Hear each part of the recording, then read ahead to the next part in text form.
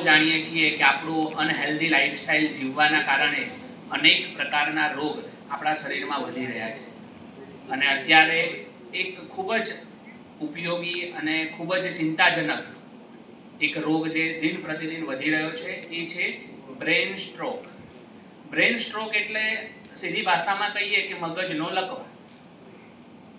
તો આ કાર્યક્રમ અંતર્ગત આપણે મહેસાણાની અંદર એક ઝુંબેશ ચલાવી છે ઝાયડસ હોસ્પિટલ થકી કે સ્ટ્રોક ફ્રી મહેસાણા. આપણી વચ્ચે આપણા આ વિસ્તારના પીઆઈ સાહેબ ઉપસ્થિત છે, એમ આપણે તાળીઓના ગડગડાટથી વધાવીએ. સાથે સાથે આપ સૌને સ્ટ્રોક વિશે સુંદર માહિતી આપવા માટે આપણી વચ્ચે ઝાયડસ હોસ્પિટલમાંથી ડૉક્ટર ભાર્ગેશ પટેલ સાહેબ ઉપસ્થિત છે. એમનું પણ આપણે તાળીઓના ગડગડાટથી અત્યારે સ્વાગત કરીએ. આમ કહેવા જઈએ તો ડૉક્ટર ભાર્ગેશ સર એ તમારા જ વિસ્તારના છે, લક્ષ્મણપુરા ગામના વતની છે અને ઝાયડસ હોસ્પિટલની અંદર પોતે ન્યુરો ડિપાર્ટમેન્ટની અંદર પોતાની સેવા આપી રહ્યા છે. ખાસ આજે આપણા આ કાર્યક્રમ જે છે, જનરલી કેવું છે કે અમે એક અલગ પદ્ધતિથી હેલ્થ ટોકનું આયોજન કરતા હોઈએ છીએ કે ખાલી અમે બોલીએ અને તમે સાંભળો એવી રીતનો આપણો આ કાર્યક્રમ નથી. આજે તમારે બોલવાનું વધારે છે, અમારે સાંભળવાનું છે, એટલે એક આપણે આપલે કરવા માટે અહીંયા ભેગા થયા છીએ. તો મારી વિનંતી છે કે આપણે બધા જ જે અહીંયાથી તમને પૂછવામાં આવે, અહીંયા કોઈને કોઈ પણ પ્રકારનો દંડ આપવાનો નથી, કોઈને કોઈ પણ પ્રકારની પનિશમેન્ટ નથી આપવાની. આપણું નોલેજ, આપણને કેટલી ખબર છે, જેટલી આપણે જ ના કરીએ ને તો આપણને સાચી દિશા મળે નહીં. એટલે જે પણ તમને ખબર હોય, કદાચ કંઈ ખોટું હશે તો એ સાચી માહિતી માટે જ આપણે અહીંયા ભેગા થયા છીએ. તો આપણા કાર્યક્રમની શરૂઆત આપણે કરીએ છીએ. સૌથી પહેલો મારો એક પ્રશ્ન છે કે આપણા શરીરમાં સૌથી મહત્વના અંગ કયા છે? કોણ કહેશે આપણા શરીરમાં સૌથી મહત્વનું અંગ કયું છે? યસ, સાહેબે સરસ વાત કરી. એમને એક સરસ ચોકલેટ આપજો. શું નામ સાહેબ આપનું? રસિકભાઈ. એમને કીધું કે આપણા શરીરમાં આંખ મહત્વની છે. સાચી વાત છે. જો આંખ ના હોય તો આપણે જોઈ શકીએ નહીં, અહીંયા બેઠા પણ ના હોઈએ. એના સિવાય બીજું આપણા શરીરમાં કયું અંગ મહત્વનું છે? Yes sir. હૃદય. બહુ સરસ. હૃદય જો ના હોય તો આપણે આ શરીરની કોઈ વેલ્યુ નથી. બહુ સરસ. એમને પણ એક ચોકલેટ આપજો રજનીભાઈ. યસ. બીજું આંખ, હૃદય, લીવર, કિડની, પછી મગજ. કોણ મગજ બોલ્યું? યસ, મગજ. સરસ. એમને પણ એક ચોકલેટ આપજો. એના સિવાય યસ બેટા, કિડની. હા, કિડની તો સાહેબે પણ કીધું. સરસ. કિડની ઇમ્પોર્ટન્ટ છે. એના સિવાય બસ આટલું જ આપણા શરીરમાં જરૂરી છે. હાથ, પગ, બધા જ. એટલે આપણા શરીરમાં માથાના વાળથી લઈ અને પગના નખ સુધી જેટલા પણ અવયવો છે એ બધા જ મહત્વના છે. પણ આ બધાનું એક સેન્ટ્રલ પોઈન્ટ એ શું છે? મગજ. તો આપણે એ વસ્તુ સમજવાનું છે કે મગજ કેવી રીતે કામ કરે છે. એક સુંદર આપણે એક એક્ઝામ્પલ આપું કે તમે બધા અહીંયા બેઠા છો અને આપ સૌને હું સરસ મજાની જેમ અહીંયા ચોકલેટ આપીએ છીએ એવી રીતે માની લો કે સરસ મજાનું ગુજરાતી થાળી અથવા પંજાબી થાળી તમને આપવામાં આવે. અહીંયાથી બધાને જોવાનું કામ કરે છે. જેવી આંખ જોશે એટલે તરત જ આપણો હાથ શું કામ કરશે? કોઈ પણ વસ્તુ જે આપણને સૌથી વધારે ગમે, આવું લગભગ બધાને થતું હશે. હું એવું કરું કે મને જો સૌથી વધારે સ્વીટ ભાવે ને એટલે મારા કોઈ પણ થાળી આવે ને એટલે પહેલું સ્વીટ હાથમાં આવે. એવું બધાની હોય કે પોતાની મનગમતી વસ્તુ પહેલી જ હાથમાં ઉપડે. આવું થાય બધાને? થાય છે ને? હવે જે વસ્તુ તમારો હાથ ઉપાડે છે, જેવું નજીક લાવશો એટલે નાક શું કામ કરશે? સૂંઘવાનું કામ કરશે. માની લો કે એમાં સ્વાદ સારો નથી, દુર્ગંધ આવી રહી છે, તો આપણે એને ખાઈશું? તો નથી ખાતા. આપણે શું કરીએ? એને ફેંકી દઈએ છીએ. પણ માની લો કે એમાં સ્વાદ સરસ છે, તો એ શું કરશું? આપણે મોઢામાં મૂકીશું. જીભ શું કામ કરશે? ટેસ્ટ માટેનું. સરસ. જીભ જે એનો ટેસ્ટ લેવાનું કામ કરે. માની લો કે ટેસ્ટ સારો નથી તો પણ આપણે એને ખાતા તરત આપણે શું કરીએ? એને ફૂંકી દઈએ છીએ. પણ માની લો કે એનો સ્વાદ સરસ છે તો એ શું થશે? આપણા શરીરમાં જશે. તો આપણું પેટ એટલે આપણી જઠર શું કામ કરે છે? એને પાચન કરવાનું કામ કરે. આ બધા જ જે શરીરની અંદર જે કામ થાય છે એનું સેન્ટ્રલ, એ બધા જે એનું એક્શન પોઈન્ટ ક્યાં છે? મગજમાં છે. તો બસ એટલી જ વસ્તુ છે કે ભગવાને આ અદ્ભુત મનુષ્ય શરીર તમને ને મને આપ્યું છે. હવે માની લો કે એક સામાન્ય અનાજનો ટુકડો આપણા શરીરમાં જાય, એના માટે પણ ભગવાને કેટલી અદ્ભુત એની તપાસની વ્યવસ્થા રાખી છે. પણ માની લો કે આપણે તેમ છતાં પણ આપણા શરીરને યોગ્ય નથી એવી વસ્તુઓ આપણે ખાઈએ છીએ, તો એમાં આપણે પોતે ગુનેગાર છીએ, ભગવાન ગુનેગાર નથી. તો સ્ટ્રોક અત્યારે જે આવી રહ્યો છે એ વધવા પાછળના કારણે મગજ કેવી રીતે કામ કરે છે એના માટે આપણે સમજવાનું છે. આપણી વચ્ચે ડોક્ટર ભાર્ગેશ પટેલ સર છે, એમનું વિનંતી કરીશ કે અહીંયા મંચ પર આવશે અને આપણું મગજ કેવી રીતે કામ કરે છે એ સર આપણને સમજાવશે.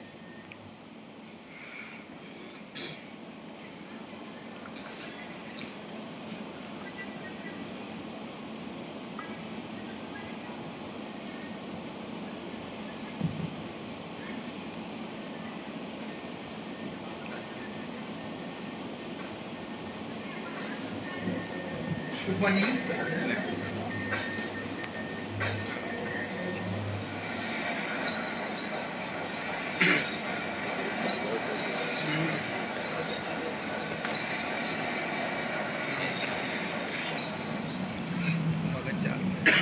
આ વિડીયોમાં આપણા શરીરના બધા અવયવોનું ખાલી કામ બતાવે છે. લોકો કે હાર્ટનું કામ છે બ્લડને પમ્પ કરવાનું, પર આપણે કોઈ બી વસ્તુ ખોરાક ખાઈએ, એક ચોકલેટનો ટુકડો બતાવ્યો છે આપણે ખાઈએ, શરૂઆતમાં 2 પાઇપ બાજુમાં હોય, શ્વાસનળી અને અન્નનળી.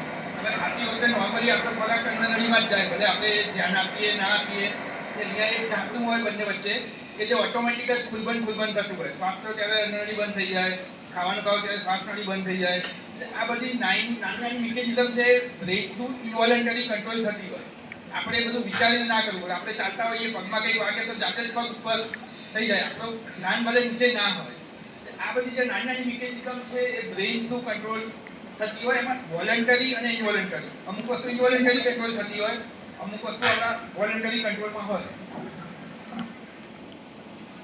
હવે મગજની સમસ્યા એટલે મગજના જે રૂટીન બીમારીઓ છે એ આપણામાંથી કોઈ કહી શકશે કે મગજ રિલેટેડ કઈ કઈ બીમારીઓ તમે જાણો છો?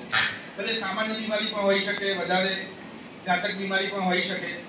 તો મગજ રિલેટેડ બીમારીઓના નોર્મલ સામાન્ય કોઈ બી બીમારીના નામ તમને આવડતા હોય તો તમે કહો પહેલા. યસ, બ્રેઇન ટ્યુમર હોઈ શકે, બરાબર? એમાં બંને જાતના ટ્યુમર હોય, સાદી ગાંઠ પણ હોઈ શકે, કેન્સરની ગાંઠ પણ હોઈ શકે. માઇગ્રેન, યસ, માઇગ્રેન બહુ જ કોમન બીમારી છે, બરાબર? માથાનો દુખાવો અરાઉન્ડ 30-40% લોકોમાં હોય છે. અલ્ઝાઇમર, યસ, બરાબર. ભૂલવાની જે બીમારી હોય, ડિમેન્શિયા કહેવાય, એનું બહુ કોમન કારણ અલ્ઝાઇમર હોય છે, જે ઉંમરના કારણે, કસારના કારણે થતો રોગ છે. બીજું જેના માટે આપણે અત્યારે બધા ભેગા થયા છીએ, બરાબર? સ્ટ્રોક, ખેંચ છે, સ્ટ્રોક છે, આ બધા બહુ કોમન જોવા મળતી બીમારીઓ છે.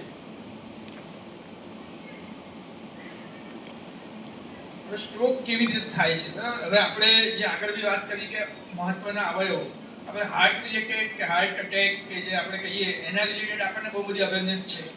કારણ કે આપણે દિલને એટલું ઇમ્પોર્ટન્સ આપીએ છીએ કે ઉપર મગજ રિલેટેડ આપણને એટલો ખ્યાલ નથી હોતો. કોઈને થોડું પણ ચેસ્ટ પેઇન થાય તો આપણે તરત ડૉક્ટર પાસે જતા રહીએ, ભલે સ્નાયુનો દુખાવો નીકળે, પણ આપણને એટલું થાય કે ના, મિનિમમ ઇસીજી તો કરાવીને જોઈ લઈએ કે હાર્ટ રિલેટેડ કંઈ તકલીફ નથી.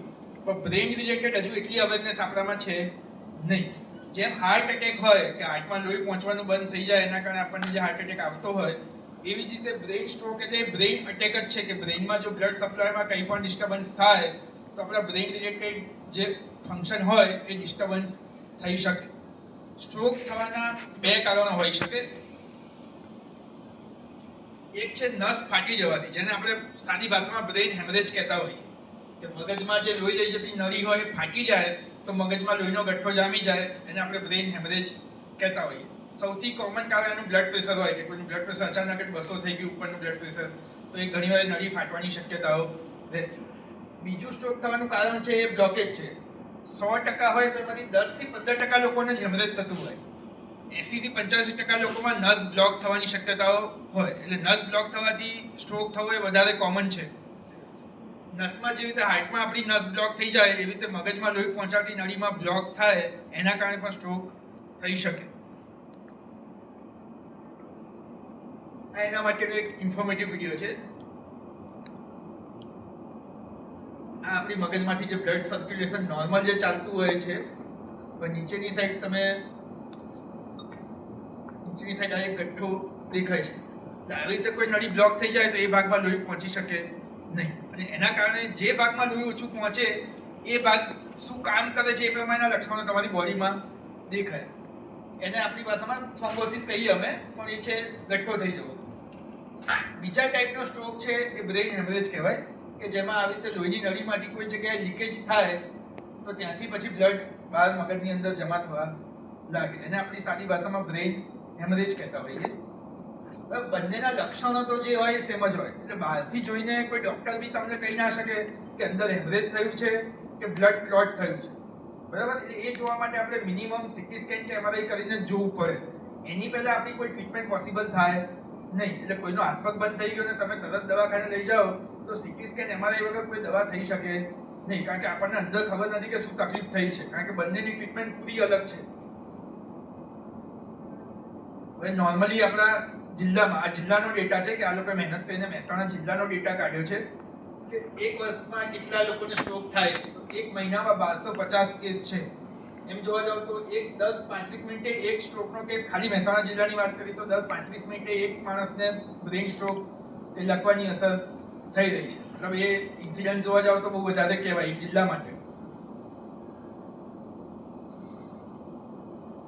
સ્ટ્રોક આવવાના કારણો કયા કયા હોય? તો નોર્મલી પહેલા 3 કારણોમાં એ લોકો એમ જ કહેતા કે બ્લડ પ્રેશર. સૌથી કોમન કારણ સ્ટ્રોક આવવાનું જે રિસ્ક ફેક્ટર હોય એમાં બ્લડ પ્રેશર હોય. એના પછી આપણે જોવા જઈએ તો ડાયાબિટીસ છે, ઓબેસિટી, કોલેસ્ટેરોલ છે. એજ પોતે પણ એક ફેક્ટર છે. જેમ તમારી એજ વધારે હોય એમ એનું રિસ્ક થોડું વધતું જાય.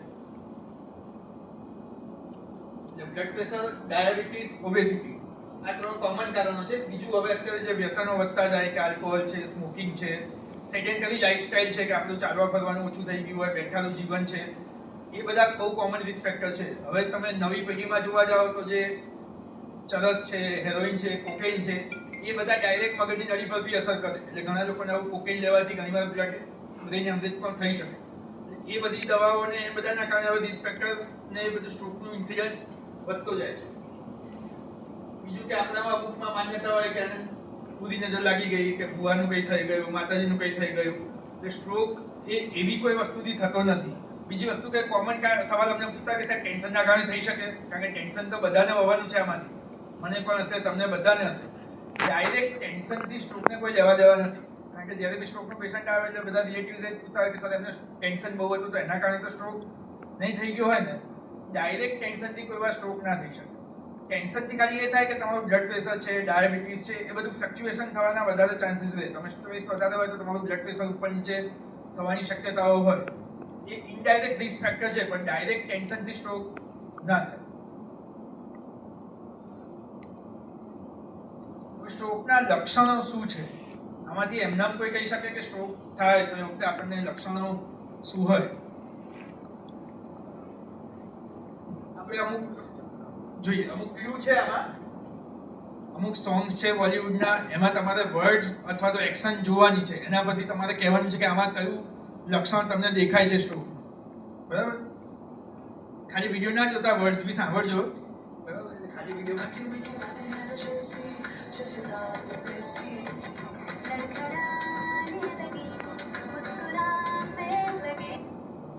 ચલો આમાં ખબર પડી કયું સ્ટ્રોકનું લક્ષણ છે? યસ. નહીં, કોઈ બોલ્યું ને લડખડાને ચક્કર આવવું. એટલે એક લક્ષણ છે ચક્કર આવવા કે બેલેન્સ ના રહેવું. ચલો બીજો એક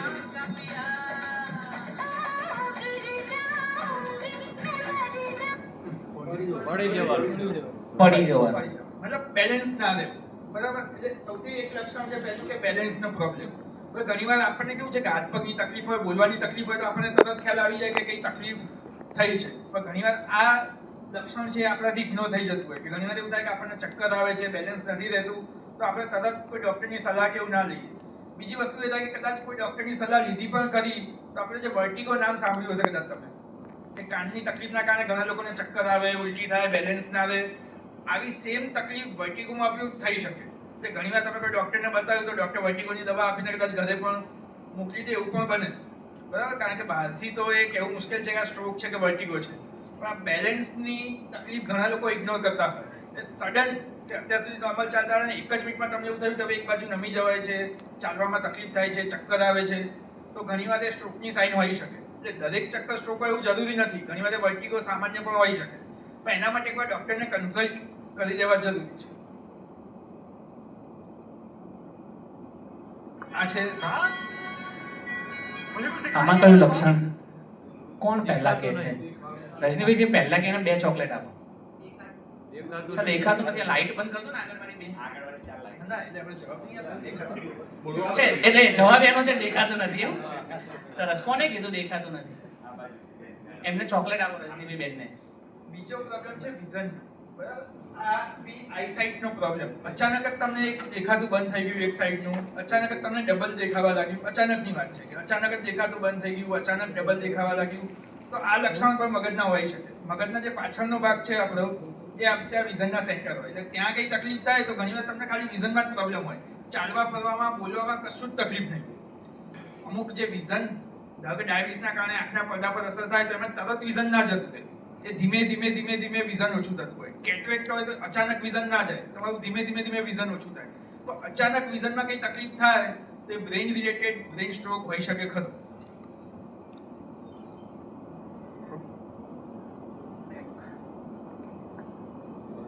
પેપર ફૂટી ગયું આમ તો સાહેબ. પેપર ફૂટી ગયું. તો પણ જોઈ લો એકવાર, બરાબર. Our talking electrician, our electrician, I was electrician. I don't want to make fun of people who have this. Face, બરાબર, ફેસ પેરાલિસિસ છે. આપણે બી ફાસ્ટ એવી રીતે એક એક્રોનિમ હોય છે. એટલે બેલેન્સ આપણે જોયું, આઈ જોયું, એફ. ગમે ત્યારે અચાનક ચહેરો ટ્રાન્સફર થઈ જાય તો એક લક્ષણ હોઈ શકે સ્ટ્રોકનું. એના પછીનો આ વિડિયો છે.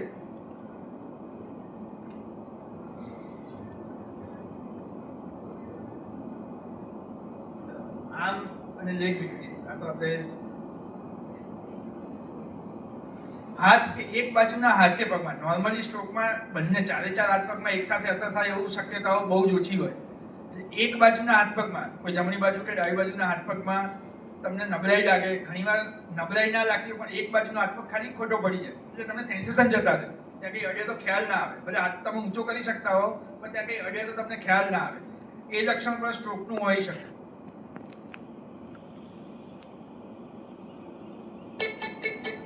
આ બીજું લક્ષણ છે.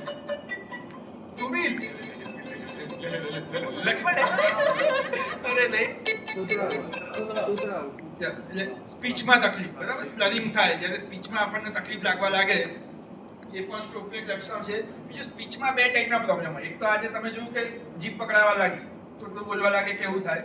બીજી વસ્તુ, ઘણા લોકોને સ્ટ્રોક એવા એરિયામાં હોય કે જ્યાં તમારી સમજ શક્તિ પર અસર થાય. એમાં કેવું થાય કે પેશન્ટ બોલી શકે નોર્મલ પણ એમાં કંઈ સેન્સ ના હોય. તમે એને કંઈક પૂછો તો એ જવાબ કંઈક અલગ જ આપે. એટલે ઘણીવાર પેશન્ટની અન્ડરસ્ટેન્ડિંગ પર અસર થાય. સ્પીચ ભલે નોર્મલ હોય પણ તમે કંઈક એને પૂછો, નામ પૂછો તો એ કંઈક અલગ જ જવાબ આપે. અચાનક આવું ચેન્જ થાય બિહેવિયરમાં, એ પણ ઘણીવાર સ્ટ્રોક હોઈ શકે. અત્યારે આપણે જોઈએ સિનોનિમ્સ તો બી ફાસ્ટ છે અને ટી મીન્સ ટાઈમ. જ્યારે બી ઉપરના કંઈ લક્ષણો દેખાય તો આપણે ટાઈમલી એક્શન લેવી જોઈએ. જેટલા જલ્દી બને એટલા હોસ્પિટલ પહોંચાડવાની, સ્ટ્રોક રેડી હોસ્પિટલમાં પહોંચવાની કોશિશ કરવી જોઈએ. આ છે બી ફાસ્ટ. બી મીન્સ બેલેન્સ, અચાનક ચક્કર આવે કે બેલેન્સમાં તકલીફ. એ મીન્સ અચાનક વિઝનમાં કોઈ પ્રોબ્લેમ થવો, ડબલ દેખાય, ઝાંખું દેખાય. એફ એટલે ચહેરા પર, ફેસમાં પેરાલિસિસની અસર. એ મીન્સ આર્મ અથવા તો લેગ, હાથ અથવા પગમાં અસર. એસ એટલે સ્પીચ, બોલવામાં અસર. ટાઈમ મીન્સ આવું કંઈ થાય ને તમે 4.5 કલાકની અંદર કોઈ સ્ટ્રોક રેડી હોસ્પિટલમાં પેશન્ટને પહોંચાડી દો તો આપણે એને પેરાલિસિસને આગળ વધતો અટકાવી શકીએ. બીજી વસ્તુ, હવે કોઈ પેશન્ટના જમણી બાજુ હાથ પગમાં લપવો થયો છે, શરીરમાં જમણી બાજુ હાથ પગમાં અસર થઈ છે, તો એના મગજના કયા ભાગમાં અસર થઈ હશે? યસ, ડાબા. એટલે મગજમાં છે ને ક્રોસ કનેક્શન હોય કે તમારું ડાબું મગજ છે એ જમણા હાથ પગને કંટ્રોલ કરતું હોય, જમણું મગજ છે એ ડાબા હાથ પગને કંટ્રોલ કરતું હોય. એમાં બી કેવું હોય કે જે જમણી અને ડાબોડીમાં ઘણીવાર એમાં થોડો ફરક હોય. નોર્મલી તમારા લેંગ્વેજ સેન્ટર, બોલવા સમજવાનું એ બધું તમારા ડોમિનન્ટ બ્રેઇનમાં હોય. એટલે જો તમે જમણી છો, જમણા હાથે બધું કામ કરો છો તો તમારું લેંગ્વેજ સેન્ટર ડાબી બાજુના મગજમાં હોય. એટલે ડાબી બાજુના મગજમાં જો લકવો થાય તો તમને બોલવા સમજવામાં વધારે તકલીફ પડી શકે. ઘણીવાર માણસ સમજે નહીં, બોલવામાં તકલીફ વધારે પડે. એટલે ડાબી બાજુ નબળી પડે તો સમસ્યા જમણા મગજમાં હોય, અને જમણી બાજુ નબળી પડે તો સમસ્યા ડાબા મગજમાં હોય. એટલે બ્રેઇનમાં આવી રીતે ક્રોસ કનેક્શન હોય છે. સ્ટ્રોકનું નિદાન કેવી રીતે કરવું? એટલે સૌથી પહેલા તો ક્લિનિકલ નિદાન હોય કે લક્ષણો પરથી જ આપણને બહારથી જ ખબર પડી જાય કે આ સ્ટ્રોક છે. આપણને જે લક્ષણો જોયા એમાંથી કંઈ દેખાતું હોય, ડૉક્ટર ચેક કરે તો સ્ટ્રોક થઈ જાય. બીજી વસ્તુ કે કોઈ બ્લડ રિપોર્ટ એવા નથી કે જેનાથી તમને કહી શકું સ્ટ્રોક છે કે નહીં. એક જ રિપોર્ટ છે કે ખાલી સુગર અમે ચેક કરતા હોઈએ. જ્યારે બી પેશન્ટ આવું સ્લરિંગ થઈ જાય, બોલવામાં તકલીફ થાય, અને ડાયાબિટીસવાળા પેશન્ટમાં સુગર ઓછું થઈ જાય તો એવા લક્ષણો આવે. કોઈનું સુગર 30-40 થઈ ગયું, જેને ડાયાબિટીસની દવા ચાલુ છે એવા લોકોને, તો ઘણીવાર બોલવામાં તકલીફ થવી, હાથ પગમાં તકલીફ થવી, એ બધા લક્ષણો આવી શકે.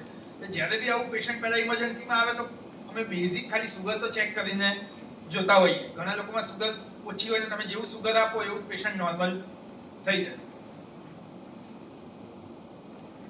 નિદાન માટે જે જરૂરી છે જે સીટી સ્કેન અથવા એમઆરઆઈ, એના વગર તમે બ્રેઇન સ્ટ્રોકનું નિદાન કરી શકો નહીં. તકલીફ એ થાય કે કોઈને બી ઘરે આપણને હાર્ટ એટેક જેવું લાગ્યું તો જીભ નીચે સોર્બિટ્રેટ મૂકી દીધી, કે પછી કોઈ ઇકોસ્પ્રિન જેવી લોહી પતલું કરવાની દવા લઈ લીધી. ઘણા લોકો એવું કરતા હોય કે ઘરે આવું એક બાજુ લખવાની અસર જેવું લાગે તો ઘરે ઇકોસ્પ્રિન બધી ટેબ્લેટો આપી દે. લોહી પતલું કરવાની દવાઓ કોઈને ચાલતી હોય ઘરે તો એ ખવડાવી દે. અથવા કોઈ ડૉક્ટર પાસે જાઓ લોકલ ને એમણે બી ભૂલથી કોઈ લોહી પતલું કરવાનું ઇન્જેક્શન કેવું આપી દે વિધાઉટ સીટી સ્કેન એમઆરઆઈ. પણ બહારથી જોઈને અમને બી ન્યુરોલોજિસ્ટને બી ખબર ના પડે કે અંદર શું તકલીફ છે. હવે અંદર હેમરેજ હોય તો તમે બહારથી ઇકોસ્પ્રિન ખવડાવી દો ઘરેથી તો હેમરેજની સાઇઝ વધી શકે. કારણ કે ઓલરેડી અંદર હેમરેજ છે અને તમે લોહી પતલું કરવાની દવાઓ બહારથી આપો તો લોહીનો ગઠ્ઠો જે નાનો હોય એ મોટો થતો જાય. એટલે વિધાઉટ સીટી સ્કેન એમઆરઆઈ કોઈ દવાઓ આપવી નહીં. સ્ટ્રોકની સારવાર કેવી રીતે થવી જોઈએ? તો પહેલા છે કે સ્ટ્રોકની ખબર પડવી જોઈએ કે કયા પ્રકારનો સ્ટ્રોક છે. હેમરેજ હોય તો એમાં આપણે બ્લડ પ્રેશર કંટ્રોલ કરતા હોઈએ, સોજો ઓછો કરવાની દવા કરતા હોઈએ. અત્યારે હવે આગળ જે વાત કરીશું આપણે ક્લોટની વાત કરીશું કે કોઈને મગજની નળીમાં ક્લોટ થઈ ગયો છે તો એની ટ્રીટમેન્ટ કેવી રીતે આપણે કરતા હોઈએ. પહેલા 4.5 કલાકની અંદર તમે હોસ્પિટલમાં પહોંચી ગયા હો અને કોઈ નળી બંધ છે તો એ ક્લોટને પીગાળવાનું એક ઇન્જેક્શન આવે. અહીંયા નસમાં જ ઇન્જેક્શન આપવાનું હોય. ઇન્જેક્શન આપવાથી અરાઉન્ડ 50-60% લોકોમાં ક્લોટ પીગળી જવાની શક્યતા હોય. એ ક્લોટ પીગળવાથી એવું જરૂરી નથી કે તમને કંઈ હાથ પગ બંધ થઈ ગયો તો તરત પાછી રિકવરી થઈ જાય. અમુક લોકોમાં એવી રિકવરી જોવા મળે. એ ઇન્જેક્શનથી ફાયદો એ થાય કે જે ભાગ હજુ ડેમેજ નથી થયો મગજનો અને લોહીનો સપ્લાય ચાલુ થઈ જાય તો આપણે લખવાની અસર આગળ વધતી અટકાઈ. કે કોઈને હાથ ખાલી આમ નમી જાય છે તો આંખો બંધ ના થઈ જાય. બરાબર? એટલે 4.5 કલાકની અંદર જો સ્ટ્રોક રેડી હોસ્પિટલમાં પહોંચી જઈએ કે જ્યાં સીટી સ્કેન એમઆરઆઈની સુવિધા હોય અને ન્યુરોલોજિસ્ટ અવેલેબલ હોય તો આપણે ઇન્જેક્શન આપી શકીએ. બીજી વસ્તુ છે કે એનાથી આગળ આવે 24 કલાક સુધી આ બીજી પ્રોસિજર આપણે કરી શકીએ જેમાં આપણે હાર્ટમાં અંદર જઈને જેમ સ્ટેન્ટ મૂકતા હોઈએ નળીની અંદર એ રીતે હવે મગજની નળી સુધી બી આપણે અંદર જઈ શકીએ, મેજર નળી સુધી, અને ત્યાં કોઈ ગઠ્ઠો હોય તો એને ખેંચીને બહાર કાઢી શકીએ. નોર્મલ આ પ્રોસિજર 6 કલાક સુધી તો કરતા હોઈએ પણ અમુક સિલેક્ટેડ પેશન્ટમાં 24 કલાક સુધી બી આ પ્રોસિજર થઈ શકે. આમાં જે બતાવ્યું છે આવો એક વાયર આવે પતલો કેથેટર. મગજની જે નળીઓ હોય એની સાઈઝ તમે વિચારો તો 3 થી 5 mm નું ડાયામીટર હોય. 3 થી 5 mm એટલી પતલી નળીઓમાં બી આપણે કેથેટર લઈ જઈને ઉપર જઈ શકીએ. આ કેથેટર આ રીતે આ બ્લોક છે.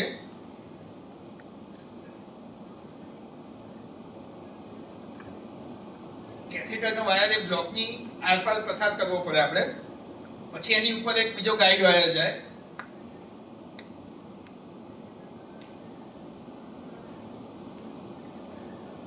પછી એની અંદર એક ડિવાઇસ હોય. એની અંદર પછી એક ડિવાઇસ જાય જેમાં આપણે જેમ કાર્ડિયાકમાં જેમ સ્ટેન્ટ ફૂલાય એવો સ્ટેન્ટ એની અંદર હોય. એક ગઠ્ઠાની આગળ જઈ પછી આપણે સ્ટેન્ટ ફૂલાવવાનો હોય.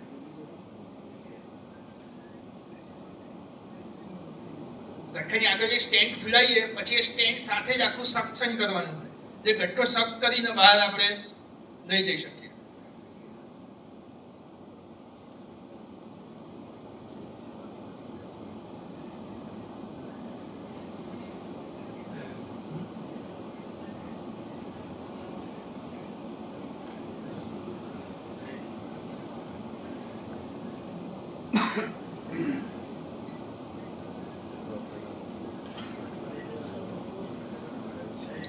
મોડી સારવાર મળવાની અસર, ધારો કે કોઈ આપણામાં કદાચ એટલી અવેરનેસ નથી કે આપણે એટલા ટાઈમમાં ના પહોંચી શક્યા 4.5 કલાક સુધીમાં, આજે તકલીફ થઈ, આપણે કાલ સવારે હોસ્પિટલ પહોંચ્યા, તો શું કરવાનું?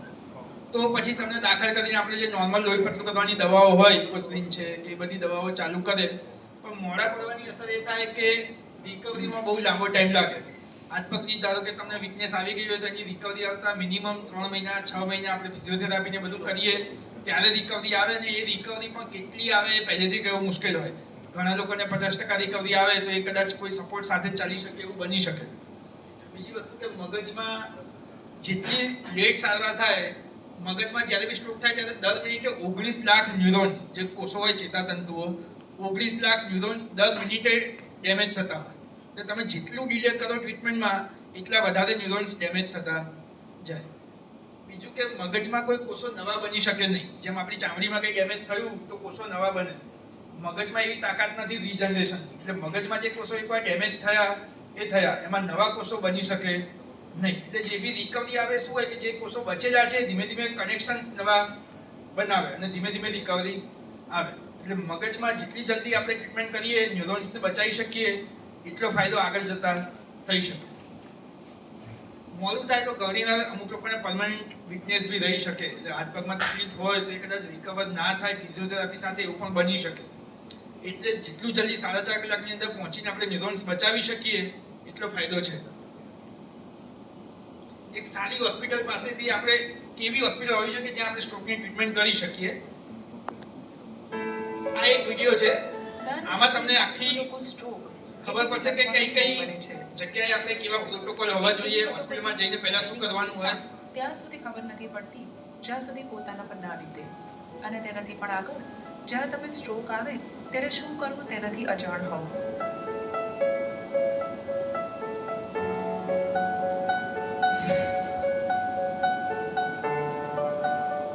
સવારનો સમય હતો, બધું હંમેશાની જેમ નોર્મલ, પણ એક પળમાં ઘણું બધું બદલાઈ ગયું જ્યારે મારા પતિ અમિતના હાથમાંથી ચાનો કપ અચાનક છૂટી ગયો.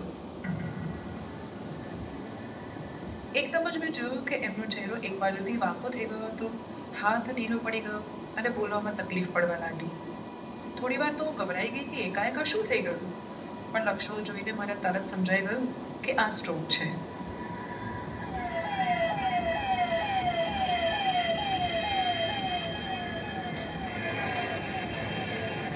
વિના વિલંબે મેં એમ્બ્યુલન્સ બોલાવી અને અમે સીધા પહોંચ્યા ઝાયડસ, જે એક સ્ટ્રોક રેડી હોસ્પિટલ છે. મને એટલી ખબર હતી કે સ્ટ્રોક સમયે જેટલું જલ્દી હોસ્પિટલ પહોંચી એટલું જ દર્દીને બચાવી શકાય છે. પહોંચતા જ અમિતને ઇમરજન્સીમાં લઈ જવાયા. મિનિટોમાં ઇમરજન્સી વિભાગના ડૉક્ટર અને તેમની મલ્ટી ડિસિપ્લિનરી ટીમ તુરંત તપાસમાં લાગી ગયા.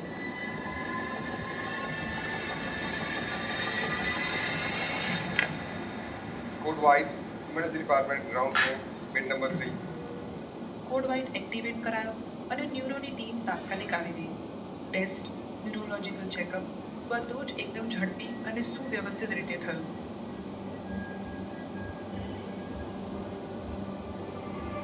એકવાર દર્દીને સ્ટ્રોકનું નિદાન થાય પછી એની સારવારનો સૌથી મહત્વપૂર્ણ નિર્ણય તેના પ્રકાર ઉપર આધારિત હોય છે. સ્ટ્રોકના મુખ્ય 2 પ્રકાર છે, ઇસ્કેમિક અને હેમરેજિક. ઇસ્કેમિક સ્ટ્રોક મગજમાં લોહીની નળી બ્લોક થવાથી થાય છે અને હેમરેજિક સ્ટ્રોક મગજમાં લોહીની નળી ફાટી જાય એટલે મગજમાં લોહી વહી જવાથી આવે છે. બ્રેઇન સીટી સ્કેન અને સીટી એન્જિયોગ્રાફીથી અમિતને ઇસ્કેમિક સ્ટ્રોક હોવાનું નિદાન થયું. પ્રોટોકોલ મુજબ ટ્રીટમેન્ટ શરૂ કરવામાં આવી. ગોલ્ડન વિન્ડો પીરિયડ એટલે કે 4.5 કલાકમાં હોસ્પિટલ પહોંચવાના કારણે અમિતને આઈવી થ્રોમ્બોલિસિસનું ઇન્જેક્શન આપવામાં આવ્યું. આ ઇન્જેક્શન મગજમાં ઉત્પન્ન થયેલા ક્લોટને ઓગાળી નાખે છે. બ્લોકેજ ઓગળતા લોહીનો પ્રવાહ પાછો ચાલુ થઈ જાય છે. ઘણા દર્દીઓમાં મગજમાં લોહી પહોંચાડતી મુખ્ય નળી સ્ટ્રોકના કારણે બ્લોક થઈ જાય છે, જેના માટે મિકેનિકલ થ્રોમ્બેક્ટોમી નામની પ્રક્રિયા કરવામાં આવે છે. તેમાં લોહીના ગઠ્ઠાને વાયર દ્વારા બહાર કાઢવામાં આવે છે, જેથી કરીને લોહીનો પ્રવાહ ફરી શરૂ થઈ જાય છે.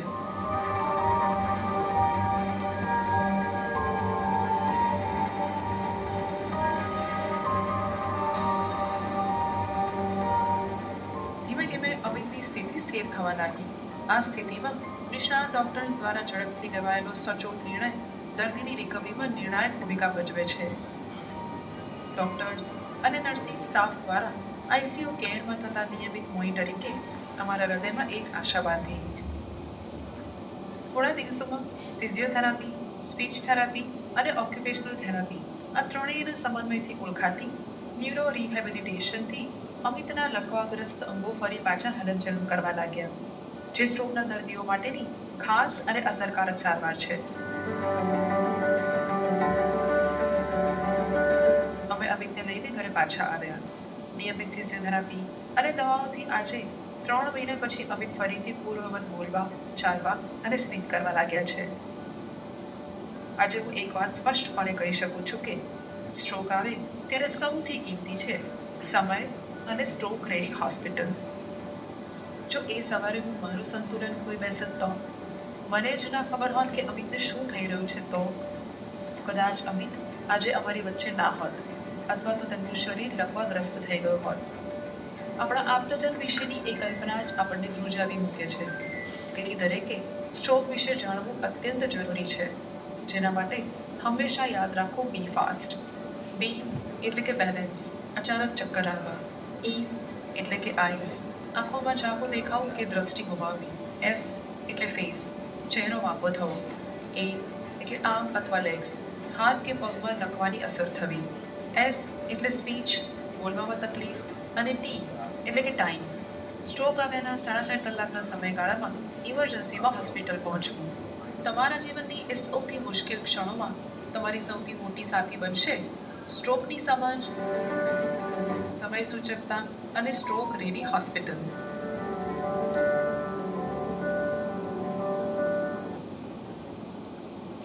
વિડીયોમાં આપણે જોયું કે આ એનો ફ્લો ચાર્ટ છે. પહેલાં તો એમ્બ્યુલન્સથી એટલે જેટલું જલ્દી બને આપણે હોસ્પિટલ પહોંચ્યા. સ્ટ્રોક રેડી હોસ્પિટલમાં શું હોઈ શકે? તો ઇમરજન્સી ડિપાર્ટમેન્ટ એવો હોય કે જે આ બધી વસ્તુઓને હેન્ડલ કરવામાં કાર્યક્ષમ હોય. બીજી વસ્તુ કે ત્યાં 24 અવર ન્યુરોલોજિસ્ટની અવેલેબિલિટી હોય.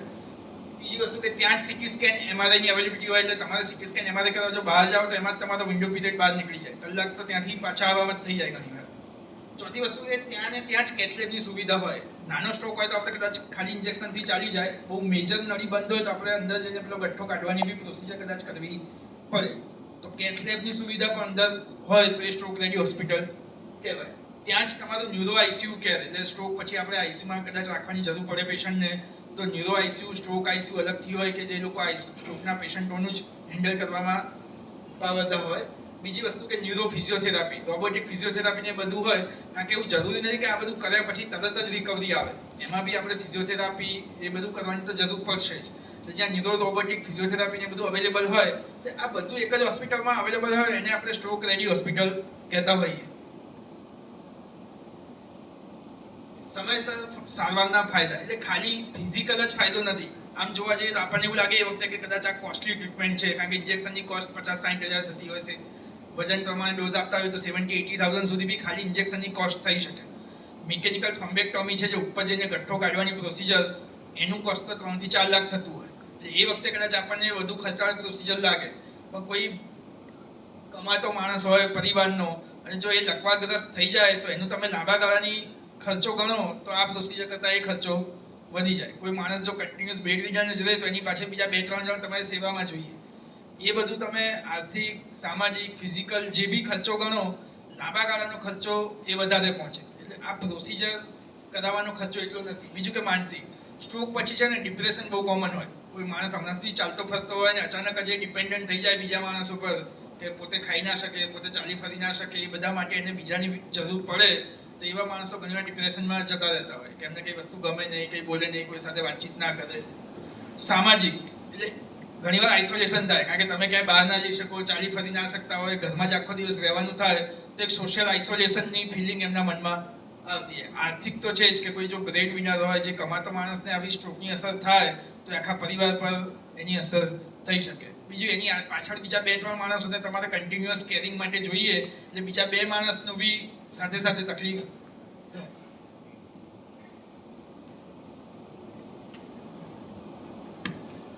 Hello, yes sir. આપણે છે ને સરે 4 વસ્તુ આપણને શીખવાડી છે. મારે છે ને ફરી એક વખત રિપીટેશન કરવું છે. સૌથી પહેલા સાહેબે આપણને શું વાત કરી? સ્ટ્રોક કેટલા પ્રકારના હોઈ શકે? કોણ કહેશે? સ્ટ્રોક કેટલા પ્રકારના હોઈ શકે?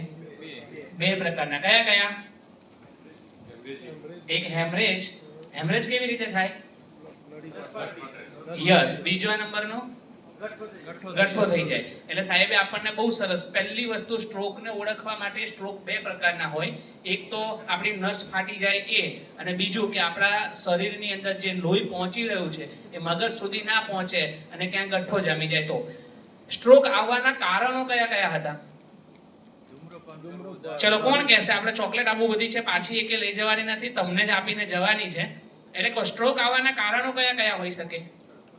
સૌથી પહેલું ધૂમ્રપાન. યસ, સાહેબને એક આપજો. સૌથી પહેલું ધૂમ્રપાન. આલ્કોહોલ. બીજું હજુ મેઇન મુખ્ય તો રહી ગયા. યસ, સૌથી બ્લડ પ્રેશર એટલે આપણું બીપી, પછી ડાયાબિટીસ, એના સિવાય હજુ બેઠાડું જીવન એટલે ઓબેસિટી. વધારે પડતા જાડા લોકો હોય એમને લગભગ સ્ટ્રોક આવવાની શક્યતાઓ વધારે રહેતી હોય છે. એટલે સૌથી પહેલા સ્ટ્રોક આવવાના કારણો કયા કયા હોય? તો જેનું બીપી, ડાયાબિટીસ, ધૂમ્રપાન છે, અનહેલ્ધી લાઈફસ્ટાઈલ છે, બહારનું જંક ફૂડ ખાવાથી. તો બીજા નંબરની અંદર કે સ્ટ્રોક આવવાના કારણો શું છે. હવે સ્ટ્રોક આવી ગયો અને સમજ, ચક્કર આવવા પહેલું એટલે બી ફાસ્ટ. બી એટલે બી ફોર બેલેન્સ, પછી ઈ ફોર આઈ એટલે આંખમાં આપણને, યસ, પછી ફેસ, પછી હાથ પગ. અચાનક આ બધી જ વસ્તુ સાહેબે વારે આપણને એક જ શબ્દ બોલ્યા છે કે અચાનક. હવે માની લો કે આંખમાં ઓછું દેખાય, પણ એ અચાનક ઓછું દેખાય તો તમને 3-4 દિવસથી ઓછું દેખાતું હોય તો એ પેલો વિઝનનો પ્રોબ્લેમ હોય, તો પછી આપણા આંખના ડોક્ટર. પણ અચાનક એકદમ આપણે ક્યાંક જઈ રહ્યા છીએ અને એકદમ દેખાવાનું બંધ થઈ જાય તો આપણે સમજવાનું કે આપણા મગજમાં કંઈક થઈ રહ્યું છે. તો તાત્કાલિક આપણે કેવી જગ્યાએ જવાનું? કઈ સગવડ? સ્ટ્રોક સેન્ટર આપણે કોને કહી શકીએ? કઈ સુવિધા ત્યાં હોવી જોઈએ? સૌથી પહેલું MRI, પછી સીટી સ્કેન, પછી ન્યુરોસર્જન. ચલો માની લો કે મહેસાણામાં તમે જ્યાં જાઓ છો ત્યાં સીટી સ્કેન અવેલેબલ છે, MRI અવેલેબલ છે, બરાબર, ત્યાં ડોક્ટર્સ પણ અવેલેબલ છે. પણ માની લો કે સાહેબે પેલી જે દવાની વાત કરી એ દવા ના હોય તો ચાલે? ICU ના હોય તો ચાલે? યસ. તો સર મારો તમને એક પ્રશ્ન છે કે કોઈ પણ પેશન્ટને, તમે જે વાત કરી, બે વસ્તુની વાત કરી છે કે કોઈ પણ પેશન્ટને જ્યારે સ્ટ્રોક આવે છે તો 4.5 કલાકની અંદર આપણે એવી હોસ્પિટલમાં જવું કે જ્યાં સીટી સ્કેન અવેલેબલ છે, જ્યાં MRI અવેલેબલ છે. પણ ઘણા પેશન્ટમાં સાહેબ આપણે એવું જોયું છે કે 4.5 કલાકની અંદર તમે જે કીધું એ જ હોસ્પિટલમાં અમે પહોંચી જઈએ છીએ તો તમે જે વાત કરી કે આપણે એમને એક દવા આપતા હોઈએ છીએ અને દવાથી પેશન્ટ સરસ થઈ જાય તો આપણે પેલી જે ઇન્જેક્શન વાળી જે લાંબી પ્રોસેસ છે એમાં જવું ના પડે જો 4.5 કલાકની અંદર પહોંચી જઈએ. તો આ નાનું ઇન્જેક્શન અને આ દવા, આ બંનેમાં ફરક શું છે સર? મેજર ફરક શું છે? એક તો પૈસાનો કે દવા ઓછા ખર્ચમાં મળી જતી હશે. બીજું સર મારો પ્રશ્ન એ છે કે દવા આપ્યા પછી આઈસીયુમાં પેશન્ટને કેમ રાખે છે? બે વસ્તુ છે. એક જે આપણે ઇન્જેક્શનની જે 4.5 કલાકમાં ઇન્જેક્શન આપવાની વાત કરીએ છીએ થ્રોમ્બોલાઇસિસ ડ્રગ કહેવાય કે જે ક્લોટ થયો છે એને પીગાડવા માટેનું ભારે ઇન્જેક્શન હોય. એનાથી થોડું ઘણું બ્લીડિંગનું પણ રિસ્ક રહેતું હોય શરીરમાં, કારણ કે બહુ ભારે દવા હોય, નોર્મલ દવા ના હોય. એટલે કોસ્ટ તો એક બાજુ છે, પણ એ દવાનું 5-6% બ્લીડિંગનું રિસ્ક પણ હોય. એ કામ શું કરે છે કે જે ક્લોટ અત્યારે બનેલો છે બોડીમાં એને પીગાડવાનું કામ કરે છે. ધારો કે તમે વિન્ડો પીરિયડની બહાર છો, 24 કલાક પછી પેશન્ટ આવ્યું છે તો આને આપણે નોર્મલ ઇકોસ્પ્રિન ને બધી દવા આપતા હોઈએ. એ દવાઓ શું કામ કરે કે ફ્યુચરમાં સ્ટ્રોક ના આવે એ માટે છે.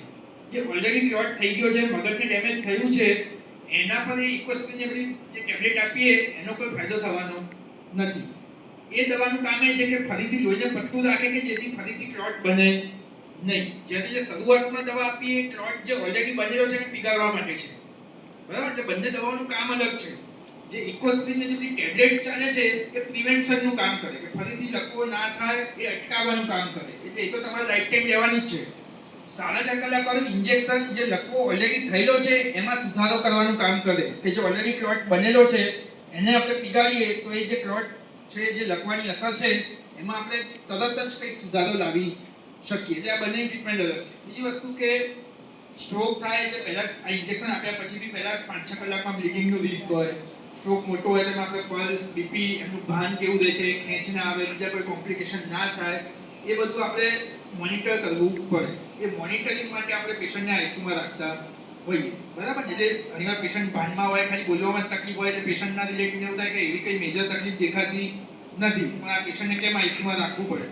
તો સ્ટ્રોક થાય તો એની અસર પહેલા 24-48 કલાકમાં ઘણીવાર વધતી હોય. આ બધી દવા કર્યા છતાં પણ ઘણીવાર અસર વધી શકે ખરી. એટલે પહેલા 24-48 કલાક તો મિનિમમ આપણે ઓબ્ઝર્વેશનમાં રાખતા હોઈએ કે એમનું પલ્સ, બ્લડ પ્રેશર, ભાન અવસ્થા કેવી રહે છે, ખેંચ કે કંઈ ના આવે, કંઈ નવું કોમ્પ્લિકેશન ના થાય.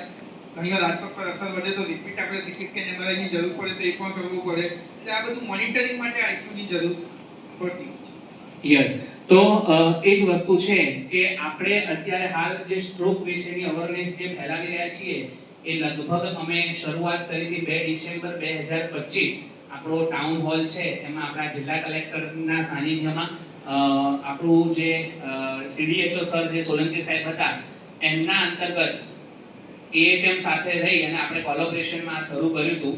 એ શરૂ થયા પછી ગ્રામ્ય લેવલ પર આપણા રજનીકાંતભાઈ જે છે એ દરેક ગામડાઓમાં જઈ અને ગ્રામ્ય લેવલ પર ગામના લોકોને આ અવેરનેસ અને જાગૃતિ લાવી રહ્યા છીએ.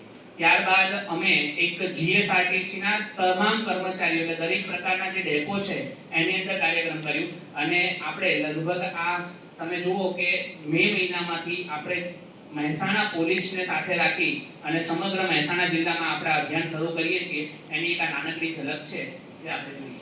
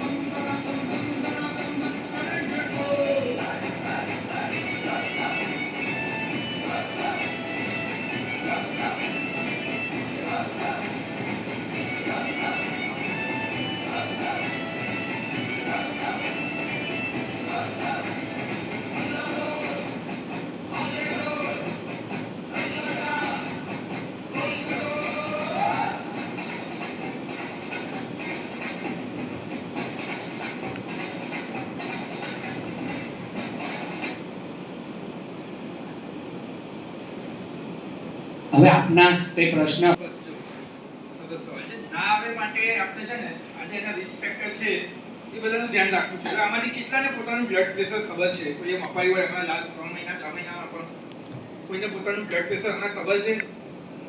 એ વસ્તુ છે કે આપણે કેવું રૂટીન ચેકઅપ આ બધી વસ્તુઓનું કરતા રહેવું પડે. કે મિનિમમ કદાચ બ્લડ રિપોર્ટ ના કરાવો તો મિનિમમ બ્લડ પ્રેશરમાં તો કંઈ જવાનું નથી, બરાબર? બ્લડ પ્રેશર આપણે આપણી ખબર હોવી જોઈએ. એવું નથી કે ભાઈ આપણે યંગ છીએ તો આપણને કંઈ ના થાય કે ઓછી ઉંમરમાં બ્લડ પ્રેશર ના આવે. એટલે જે બી રિસ્ક ફેક્ટર છે એટલે હૃદય માટે જે રિસ્ક ફેક્ટર છે બધા જ રિસ્ક ફેક્ટર મગજ માટે છે. એટલે બ્લડ પ્રેશર છે, ડાયાબિટીસ છે, કોલેસ્ટ્રોલ છે, એ બધા તમારે રૂટીન ચેકઅપ કરાવતા રહેવું પડે. કદાચ બ્લડ રિપોર્ટ આપણે વર્ષમાં એકાદ વાર કરાવીએ તો પણ ચાલે, પણ બ્લડ પ્રેશર તો 6 મહિને એકાદ વાર તો મિનિમમ ચેક કરાવવું જોઈએ, બરાબર? હા, એટલે લિપિડ પ્રોફાઇલ, કોલેસ્ટ્રોલ એ બધા ડાયાબિટીસ છે, અમુક 40-50 વર્ષની ઉંમર પછી તો તમારે યરલી ચેકઅપ કરાવવું પડે. કદાચ તમારું તો જે ડિપાર્ટમેન્ટલ કદાચ હેલ્થ ચેકઅપ ને બધું થતું હોય તો એમાં બી તમારું બ્લડ પ્રેશર છે કે રૂટીન રિપોર્ટ્સ તો કદાચ થતા જ હોય. તો બ્લડ પ્રેશર તો દરેકને પોતાની ખબર હોવી જોઈએ કે મારું બ્લડ પ્રેશર કેટલું રહે છે, બરાબર? બીજું તો જે સેડેન્ટરી લાઇફસ્ટાઇલ છે, તમારે તો એક્સરસાઇઝ ને બધું કરતા હોય તો એ તો ઠીક છે, એક્સરસાઇઝ કરતા રહેવું જોઈએ નિયમિત. એ લોકો જે ગાઈડલાઈન પ્રમાણે છે ને દિવસમાં 30 મિનિટ એવી અઠવાડિયામાં 5 દિવસ એરોબિક એક્સરસાઇઝ મતલબ ચાલવાનું નહીં, મિનિમમ જોગિંગ કે જેમાં તમારા હાર્ટ રેટ વધતા હોય એવી એક્સરસાઇઝ તમારે અઠવાડિયામાં મિનિમમ 5 દિવસ અને ડેલી 30 મિનિટ્સ એટલે 150 મિનિટ્સ વીક એટલી એક્સરસાઇઝ તો મિનિમમ એટલી કરવી જોઈએ. ખાવા પીવામાં જે જંક ફૂડ છે, ઓઇલી ફૂડ છે એ બધું ઓછું રાખવાનું. ખાવામાં ફ્રૂટ્સ જે એન્ટીઓક્સિડન્ટ્સ કહેવાય, ફ્રૂટ્સ છે કે વેજીટેબલ્સ છે એનો ઉપયોગ વધારવો જોઈએ. આ બધા રિસ્ક ફેક્ટર ઓછા કરવા જોઈએ. બરાબર, જે સ્મોકિંગ છે એ બધું તો હાનિકારક છે, એ બધું ઓછું કરીએ તો સ્ટ્રોકનું રિસ્ક ઘટી જાય. એટલે જે હાર્ટ માટે જે આપણે ધ્યાન રાખીએ છીએ એ ધ્યાન રાખશો તો એ મગજ બરાબર જ કામ કરશે. યસ, એના સિવાય બીજો કંઈ પ્રશ્ન? બગડે કારણ કે